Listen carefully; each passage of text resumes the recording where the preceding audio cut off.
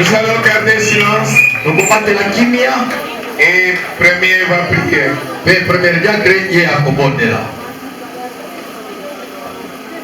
La tradition zana dikolo. Toye iboso na kiti no na bokonzi. Nzambe ezali la kato pesa na kana yo. Et dimanche ezali mokolo oyo mapota nyonso ezali kogumba mela munene na yo. Biso tosangani libota mobimba na kati na esika oyo. Totatoli misala malamu osaleli biso poso mobimba. Tokumisi yo na banzembo. Tokonzeli yo. Moma ekoki ya biso koyoka elobeli na yo. Moumbu na yo atelemi na molimboli. Molimo santo asala na bango elongo. Ndenge osalaka na ye deja. Oye kobima nzambe kati na monoko na ye. Biso bongisa matoi na biso pona koyoka. Mitema na biso pona kosimba. Pona kosalela pote toya kosangola bokonzi na likolo. Nzambe yo zali kolobela biso na mikolo yo pona bozongi na Yesu pe konetwa ya lingomba. Nzambe moko na moko asimba oyo nyonso miracle tokomona oyo ba geste nyonso tokomona Yesu tukisa biso te kasi ezala elembo pona biso komona pe ko comprendre ke mikolo ya suka ekoki. Nzambe totelemeli oyo nyonso ya dérangement moyini ayaka nango na moma oyo na kombo na Yesu ezwa esika te tozongisi nsima. Kongisa mitema na biso toyoka tosimba mpona biso kosalela na kombo na Yesu oyo azali mosungi mpe mobateli tobondeli. Amen. Acclamons le roi de roi. Amen. Amen. Je demande aux anciens de se mettre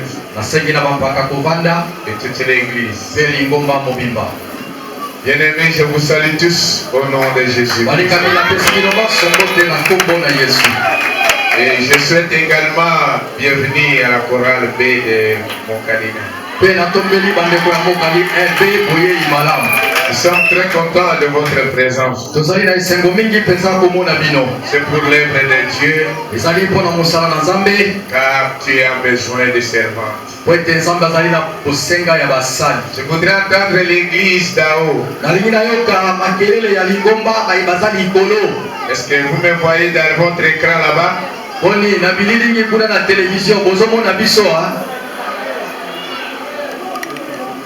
Qu'est-ce qu'il y a?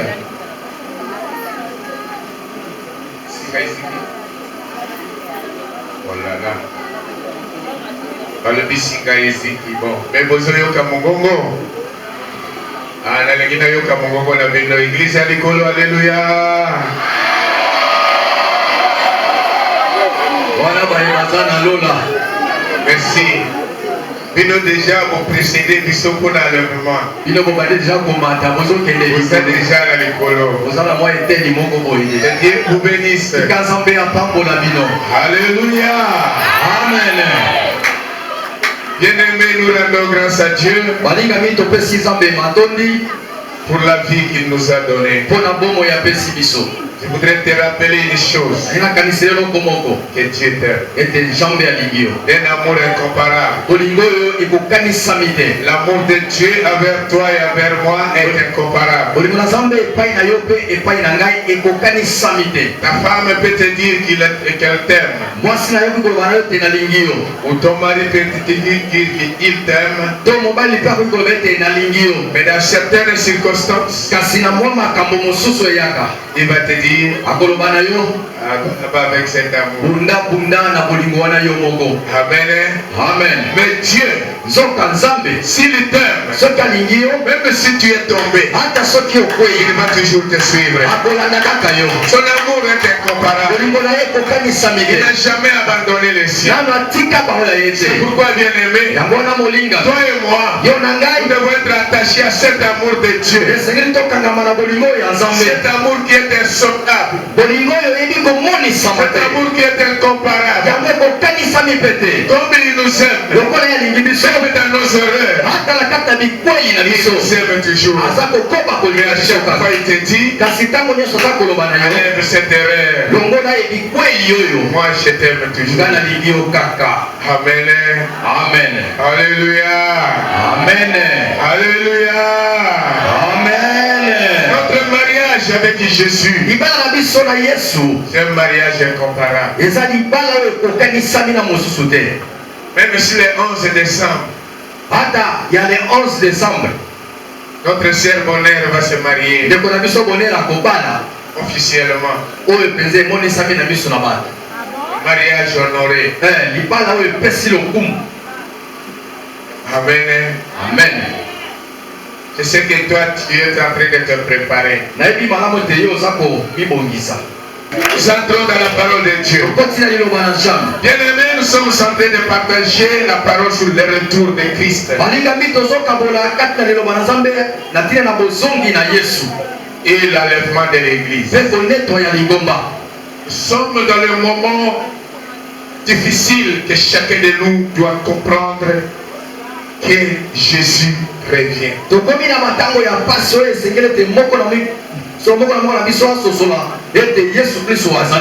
Que Jésus revient.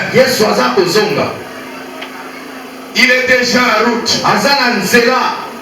Parce qu'il nous a dit, vous aurez 3 signes visibles que vous verrez. Il dit le premier signe que vous verrez. Vous verrez ce signe dans le monde. Dans le monde, vous entendrez parler de guerre. Une nation qui va s'opposer à une autre nation.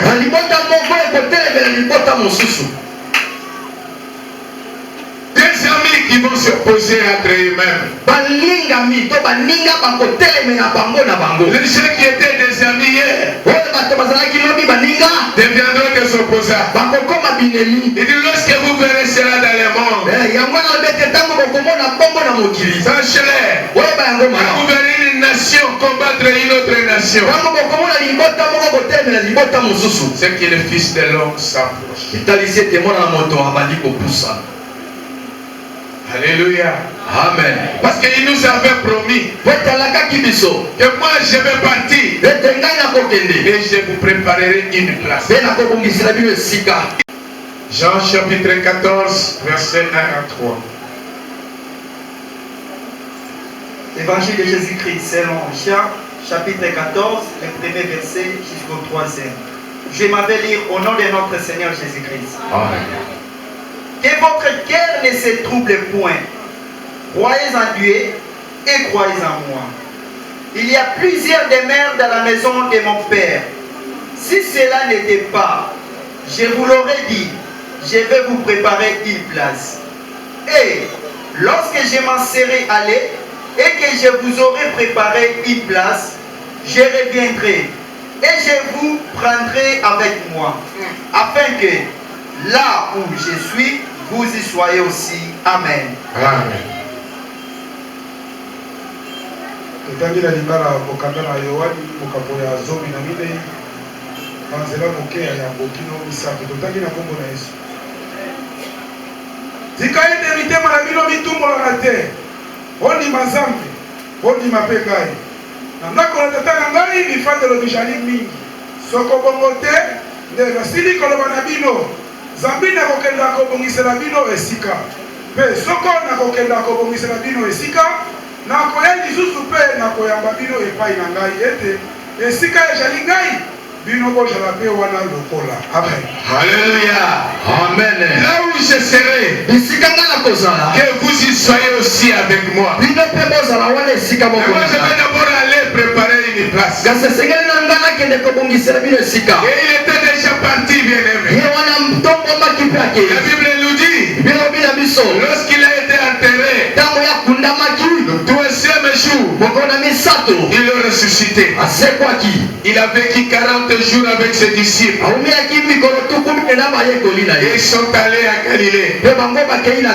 Lorsqu'ils sont arrivés à Galilée, il a dit à ses disciples, écoutez, vous resterez ici comme mes témoins. Vous allez commencer des Judée jusqu'aux extrémités de la terre. Et devant les disciples, la Bible dit que Jésus était à lever. Ils l'ont vu partir. Les disciples qui l'entouraient ont vu Jésus monter au ciel. Et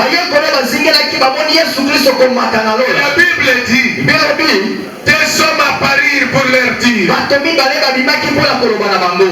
les hommes de Galilée, qu'est-ce que vous regardez, fixez les yeux au ciel? C'est Jésus que vous voyez partir. Vous le verrez de la même manière revenir. Alléluia. Amen. Maintenant Jésus nous dit de quelle manière il viendra. Et après avoir dit à ses disciples, je vais vous préparer une place pour que lorsque je vais revenir, je vais vous prendre. Toutes les prophéties que Jésus avait dites à ses disciples, il reste maintenant une seule prophétie. C'est son retour. Et nous sommes en train d'attendre. Alléluia. Amen. C'est le pourquoi de notre foi en Dieu. C'est pour pouvoir participer à ce jour-là à l'enlèvement. L'ange leur dit, comme vous les verrez partir, vous les verrez aussi revenir. Il est parti, il est encore là. Alors avant de partir, il a dit à ses disciples, les disciples lui ont posé la question, comment nous allons savoir les jours que tu devais revenir, pour que nous puissions nous préparer, afin que ces jours-là soient être très propres. Ces jours-là, vous êtes remplis du Saint-Esprit. Ces jours-là, tu nous trouves dans la louange, dans l'adoration. Nous ne voulons pas qu'on soit surpris. Les disciples attendaient que Jésus va leur dire, je reviendrai les 12, 2100. Mais ils seront surpris de la réponse de Jésus. Jésus leur dit, pour ce qui concerne les jours et l'heure de mon retour, même moi-même le Fils, je ne connais pas. Même les anges au ciel ne connaissent pas. C'est le Père qui connaît le jour. Mais écoutez, parce que vous êtes mes amis, je vous donne les signes qui précéderont mon retour. Si on n'arrive pas à contempler les signes, nous serons surpris. Amen. Amen. Alléluia. Amen. Il dit, lorsque vous verrez ces choses arriver, sachez que le Fils de l'homme est proche. La première, c'est dans le monde. Il dit, vous entendrez le bruit de guerre. Le livre de Matthieu 24 que nous avons lu. Prenez Matthieu 24. Verset 6 à 7. Sixième verset. Vous entendrez parler de guerre et de bruits de guerre. Gardez-vous d'être troublés, car il faut que ces choses arrivent. Mais ce ne sera pas encore la fin. 7. Une nation s'élèvera contre une nation, et un royaume contre un royaume. Et il y aura en hiver lieu des famines et des tremblements de terre. 14. Cette bonne nouvelle du royaume sera prêchée dans le monde entier pour servir les témoignages à toutes les nations, alors viendra la fin. Merci. Attends. Kanga matai mokapo ya tuku mbaye na mine nzela ya kotanga moto bapesa mbo tosudo tamizomi na mine bokoyaka lokito na bitumba. Aucun pays au monde, na mboka moko te na mokili même dans les pays islamiques, hata kuna na au baisraeli moment où je te parle, ntango naza koloba na yo l'évangile est en train d'être prêché. sango malamu ezali kosakola Les makuta chrétiens dans ce pays-là bakristo na kati ya sont en mboka train de suivre l'évangélisation, la bonne nouvelle à travers les réseaux sociaux. bazali kolandela sango malamu na kati ya Même s'ils n'ont pas de temple construit, hata soki bazali na batempele etongami mais te chacun devant son téléphone. kasi moto na moto liboso na Au telefone na ye moment où je te prêche maintenant, ntango nga aza kosakola yo il y a des sikoyo autres qui me suivent très loin eza mpe na bato baza kolanda nga mosika sur mpenza le YouTube. na kati na Ils youtube sont en train de me suivre. baza kolanda nga Même si elle est dans sa maison, hata soki aza na il est en ndako train de suivre la bonne nouvelle. azali koyoka La Bible dit, bibelobi lorsque vous verrez cette bonne nouvelle prêchée partout, ntango bokomona sango malamu oyo kosakola bamipai nyonso sache-le yeba yango que la fin s'approche. ete suka ekomi Et cette nouvelle est en train d'être prêchée par-ci par-là. mpe sango malamu yango nde ezali kosakola bamipai Au nyonso moment que nous sommes ici, na ntango biso tozali awa tout le pays du monde, mikili nyonso na mokili à cette heure ici, kati na ngonga oyo même le matin, hata na ntongo les autres la nuit, hata na batango les na autres butu le soir, hata na ntango na poko nous ici au Congo, mingi koleka biso awa na nous kongo sommes à 11h, 50 minutes. soki tozali na 12 heures juste ndenge toza wana Peut-être qu'en Amérique, ntango mosusu na mboka ils sont na assez loin. bango baza na ngonga Il y ya a bui toujours l'évangile qui est prêché. sango malamu eza kokoma kosakola Dans d'autres pays, na kati na la bilaba bonne nouvelle se prêche par des tracts. bilaba na nzambe eti kosakola na kati na mikanda bagumbi Tu entres à l'avion, okoti na kati na tu as le même petit dépliant. bapesi yo mwa yatondisamaki na molimo On est en train de le lapider. bazalaki kobeta ye La mabanga Bible dit qu'il fixait le regard aux cieux. biloko neti atombolaki miso na ye na lola Et la gloire de Dieu qui apparaissait, mpe nkembo na nzambe emonanaki il a vu Jésus debout. amonaki yesu ya kotelema Alléluia. amen Jésus debout à la droite du Père. yesu ya kotelema na loboko ya mobali ya tata Lorsque Étienne avait vu cela, ntango etiene amonaki no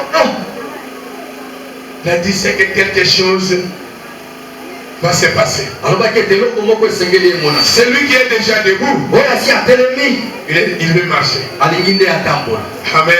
amen Alléluia. amen Comme il était déjà debout. lokola ye asi atelemi Quand vous lisez dans Actes des Apôtres chapitre 7 verset 55 à 56, soko otali kati na misala na bantomba mokapo na sambo na molongo ya moke ya tuku mitano na sambo vous verrez cela. okomona yango Étienne a vu Jésus debout à la droite du Père. etiene amonaki yesu kristu ya kotelema na loboko ya mobali ya tata Il a contemplé la gloire de Dieu. amonaki nkembo na nzambe Bien-aimé, molingami déjà dans le monde, awa na se na moi nous devons déjà nous dire esengeli tomilobela que Jésus s'approche. ete yesu abandi kopusana Il a dit dans l'église, alobaki na kati na eklesia vous verrez des faux prophètes bokomona basakoli ya lokuta qui feront des miracles extraordinaires. oyo bakosala bikamwiseli ya motindo na motindo Matthieu 24, verset 24.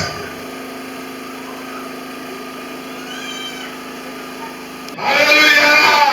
amen Il dit dans l'église, abi kati na vous eklesia verrez l'apparition des faux prophètes. bokomona basakoli ya lokuta Qu'est-ce que nous ne voyons pas maintenant? nini yango tomoni te Qu'est-ce sikoyo que tu ne vois pas dans la télévision? yo ozomona nini te na kati na bikangeli te Des faux prophètes de toutes sortes basakoli ya lokuta ya motindo nyonso qui font des miracles extraordinaires. oyo baza kosala bikamwa ya motindo ya kokamwa Et ils vous disent, balobi na bino la Bible dit, bibelobi Jésus avait dit, yesu alobaki quand vous croyez à moi, soki bondimi vous ngai ferez des miracles même ce que moi je n'avais pas fait. okosala bikamwa ata o ngai nasalaki te Écoute-moi bien aimé, yokanga molingami tout miracle qui doit être fait pour la gloire de Dieu, bikamwa nyonso ekosalama mpona lokumu na nzambe le Saint-Esprit convaincra ses enfants. molimo mosantu akolongisa bana na ye Alléluia. amen Alléluia. amen Alléluia. amen Mais lorsque nous voyons des miracles, ntango toza komona bikamwa les miracles que nous voyons, bikamwa toza komona écoute-moi un peu. yokanga nani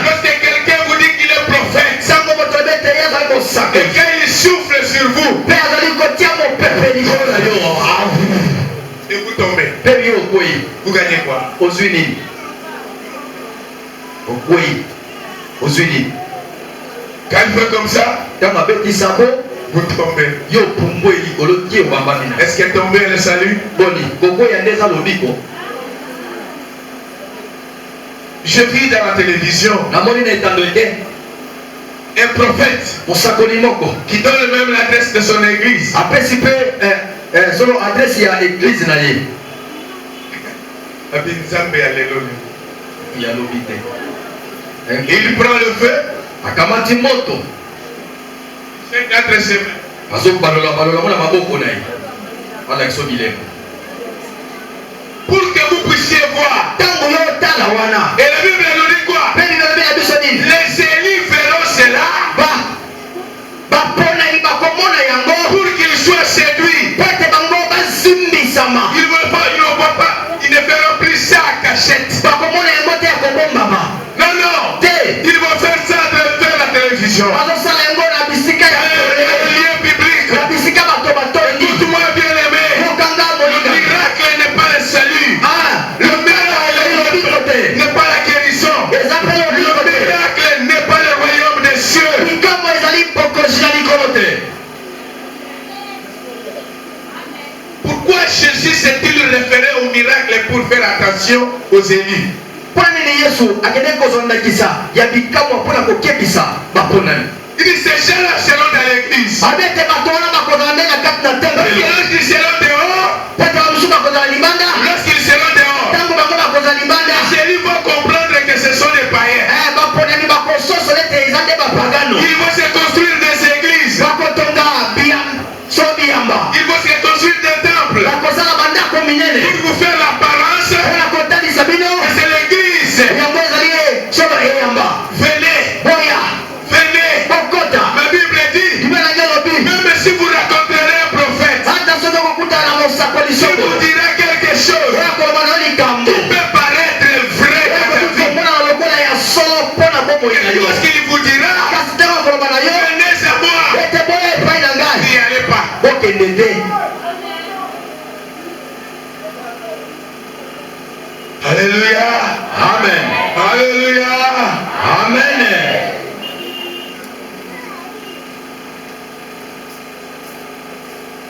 C'est pourquoi yango ntina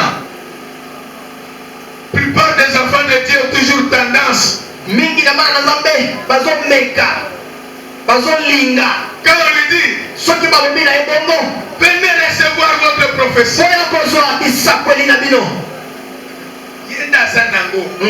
Ya ye eza nde ya yango. N'allez pas là-bas, bokende kuna te. que cela vous serve de signe tika yango esunga yo lokola pour elembo comprendre que ete ososola le Fils de l'homme s'approche. mwana na moto abandi Et tu kotia dois te préparer. mpe yo mibongisa Si tu étais encore dans le monde, sokozaki nanga mokili quitte le monde. olongwa na mokili Mets tes deux pieds à Christ. otia makolo mibale epai na Car le kristo ciel ete lola attend ta présence. eza kozala Il kozalisama y a na une yo place au ciel. eza na esika moko mpo na yo na Toi, tu lola dois te dire, yo esengelo milobela je n'arrêterai pas, je ne vais pas rater le ciel. nakotelema te mpo ete nazanga lola Jamais. te. Alléluia. Amen. Alléluia. Amen. Alléluia. Amen. Tu dois toujours espérer être au ciel. esengelo tya elikia kozala na lola Car notre voyage po ete mobembo na biso est déjà proche. esekomi pene. Le pilote est en route. mokumbi aza na nzela. Peut-être que nous sommes dans la salle d'attente. biso tozalami na kati na esika na Toi, tu es kozela. où? yo oza wapi? Tu es encore chez le prophète. ozala na ngambo na mosakoli. Alléluia. Amen. Alléluia. Amen. Qu'est-ce que tu cherches? ozoluka nini? On te dise quoi? baloba no nini? Ton oncle est sorcier? ete ndoko no nde aza Ta ndoki. mère est sorcière? mama na yo aza ndoki. Ton cousin est sorcier? ndeko no ya mobali aza Après ndoki. tout ça, na nsima na nyonso oyo qu'est-ce que tu vas avoir? yo kozwa nini? La haine. La division. Or la Bible dit ceux qui haïssent les autres n'hériteront pas le royaume de Dieu. Tu n'as pas besoin qu'on te dise quoi que ce soit. Il n'y a aucune prophétie supérieure à la parole de Dieu. Écoute-moi, ne cherchez pas à attendre la prophétie. Non, non, parce que la parole de Dieu prophétise tous les jours. On ne te dise pas, toi tu es combattu. Nous voyons les sorciers partout. Mais la Bible nous dit, ils vous feront la guerre, mais nous vous vaincrons jamais. La Bible nous dit, ils vont vous tendre des pièges, et même tomberont dans leurs propres pièges. Ils vont se laisser des trous, et puis ils tomberont. Parce que la Bible nous dit ça. Je peux te dire quoi? Que tu es combattu. N'attendez pas la prophétie. Parce que lorsqu'on est en Christ, tu es l'ennemi du diable et de ses anges. Et tous ses envoyés, et tous ceux qui collaborent avec lui.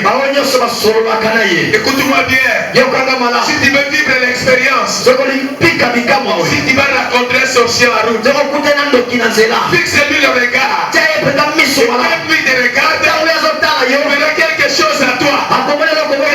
Tu ne vois pas. Le monde des ténèbres voit cela. Il va faire fuir sa figure. Toi, tu vas te poser la question.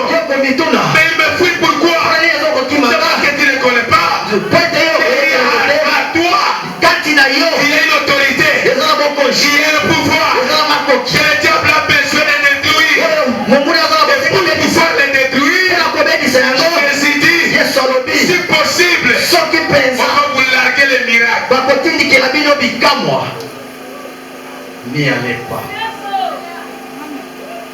C'est comme je disais aux autres.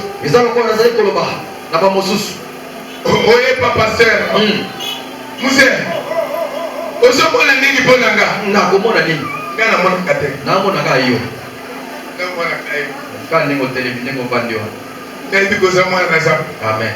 Koza na bitumba. Mais zamba kotika yote. Amen. Zamba kolomisa yo. Amen. Alobi ba oyanga bakobundisa bango me bakolonga bango. Ba oyanga bakozala mitu bakokita te.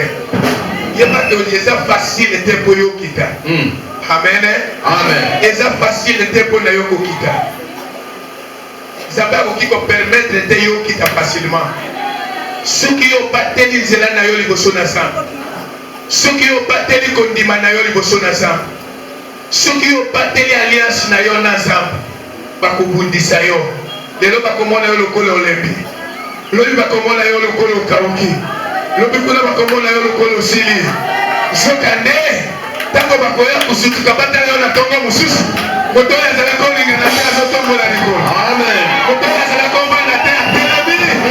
Moto ya zala kikolo batela bandi ko pesa bango bote. Bazotuna oyo azali fato. To azamoto. Yo kolo bana bango ya zamoto. Amen. Alléluia. Amen. Alléluia.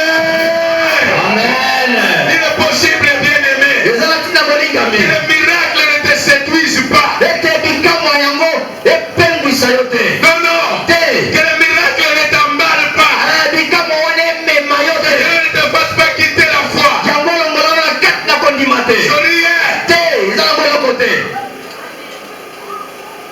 Omona mususu azimo akwaki likolo ameli. Tika ya amela. Michopo eza ya ye. Moto pe eza ya ye. Maboko pe eza ya ye. Likambo na ye eza nini kuna? Sikoyo kokende pa na ye po ameli moto. Bapende pe bamelaka moto. Amen. Amen. Alléluia. Amen. Attention qui muserekete abibu. Muserekete Esaïe. Na yo likamoni. Mais yo mwana na Nzambe. Tango mone lokwa. Yesu azoloba nini? Elieba epe ekanise na yo. Ata soko bosanaki. Olobi nini? Oh, kabimisi de kwa na muslekete. Yesu azoe. Wana na moto. Po alomba kike. Soki bomoni bilembo ye kiko pekisa na ba ponami. C'est que Yesu azoe. Amen. Amen. Atolingaki kofinga moto. Tala. Yesu azoe po muslekete rakati. Kati. Kololimisa. Amen. Amen. Qu'est-ce que cela vous serve de signe? Et le troisième signe, vous allez l'observer dans votre propre vie. Vous le verrez dans votre propre entourage. La haine, l'égoïsme dans la vie des gens, la jalousie. Les gens apportés par les événements du monde. Écoutez ce que Jésus dit. Prenez Marc 13, verset 29.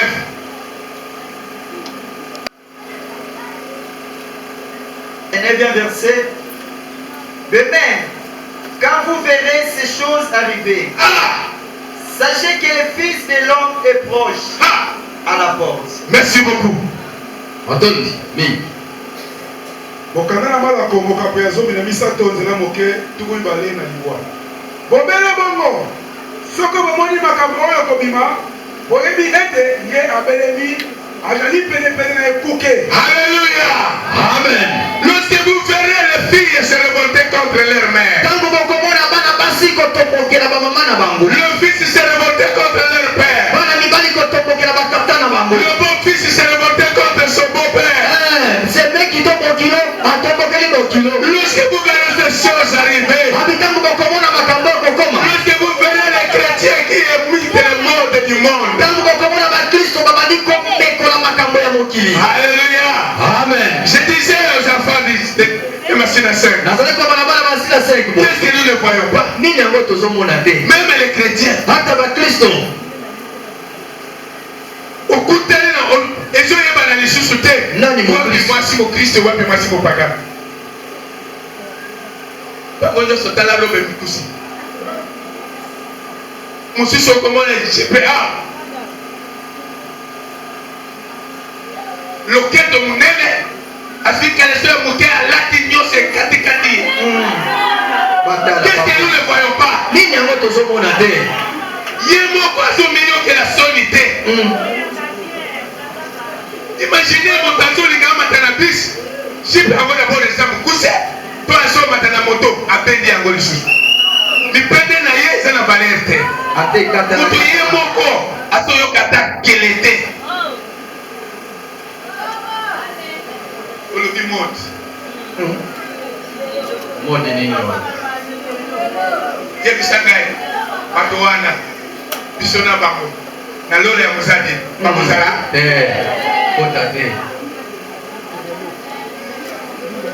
Tango yomana maso tani olati ndenge wa okote na likita to na lisanga ya ba faux prophète po postana yezani ko séduire ba pona ozo sakola tango olati ndenge lo lobi lelo ba ko kweya ba ko mona lelo ba ko mona lorsque vous portez ça, qu'est-ce que vous gagnez? Aux Unis. Quel est le salaire? Bon, les salaires, les amis. Combien on vous paye? Mais vous le portez pour séduire les élus. Oh, Jésus dit ceux qui vont séduire les élus, ce sont les faux prophètes. Donc toi, tu es faux prophète. Alléluia. Amen. Porte tout ce que tu veux. Habille-toi la manière que toi tu voudras. Amen. Basfungoli yo kwanga. Bato batala motindo. Mateboy. Omona moteko ya zote. Ya moteko. Oui, tala ndenge za pembe. Osomona motaya musoba kwanga le pesanga oyo basfungoli. Po ezana nini na kati microbe mupepe no se kakope. Même yemo ko motazote. Ali ya kote. soki kaka kwanga esili nyonso wana eza epai na ye kwanga ya perte. Donc yo oza mwana ya perte mpona lobiko na biso oza mwana ya perte.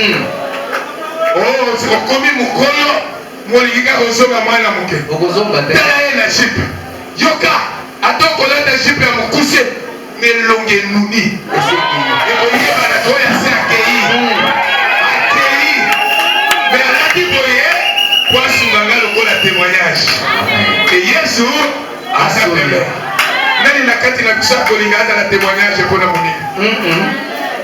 Nani aza témoignage mpona mama po okokota na yo te? Yesu alobi quand vous verrez ces choses, sache que le Fils de l'homme est à la porte. Bien-aimé, ce midi je te dis, Jésus revient. Parce que les signes qu'il nous a dit qui précèdent son retour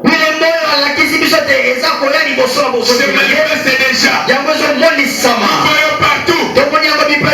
Alléluia. Amen. Alléluia. Amen. Qu'est-ce que nous ne voyons pas?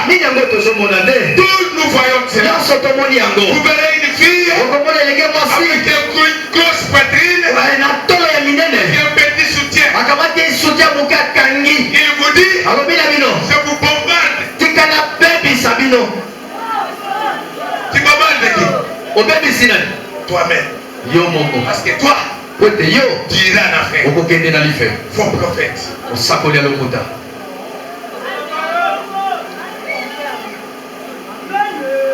La Bible nous dit, ils ne seront pas dehors, ils seront dans l'église. Toi tu es ici pour nous servir de signes. C'est pourquoi j'ai dit au protocole, quand vous verrez une sœur qui vient avec sa mini-jupe, avec des longues paupières, dis-lui, tu es notre signe. Allez à l'église. Mets-toi au coin. Il faut pas aller à Potomona Kabango, Potoyeba Ke, Yes, il faut pas que nous soyons à la mabeka et na biso pour pas candiser la cabiso le légué à biso comme ibobis. Amen. Amen. Pour me dire l'église, maman ya semble la kametala no kwa sanango. Et que ya c'est les beaux pour la candiser la yo que yes à la guerre. Oya kopoya kozali lembo akotika mono. Amen. Amen. Ma Bible dit, alors Jésus dira à ses disciples, vous devez recevoir la puissance du Saint-Esprit. Et lorsque l'Esprit sera avec vous, il va à tout moment vous donner la force pour que vous puissiez résister à toutes les épreuves de l'ennemi, que vous ne tombiez pas. C'est pourquoi, bien-aimé, toi et moi, en tant qu'enfant de Dieu, nous devons croire à l'aide du Saint-Esprit. Nous devons croire à son ministère. Parce que nous passons un moment difficile. Un moment de secret. C'est pourquoi cette semaine ici, nous allons voir le rôle du Saint-Esprit dans la vie de l'Église et dans la vie de ses fidèles. On sera mardi, mercredi, jeudi. Amen. Amen. Ne t'absente pas. Amen. Amen. Venez à l'église pour écouter la parole de Dieu. Tu n'as pas le droit d'aller en affaire. Non, non. Dieu nous a appelés pour la bénédiction. Je voudrais que nous puissions prier maintenant. La prière que nous allons faire maintenant, chacun de nous va dire à Dieu que je ne serve pas un signe pour les autres, mais que je sois parmi ceux qui observeront les signes, pour que je me prépare. Amen. Amen. Mets-toi debout.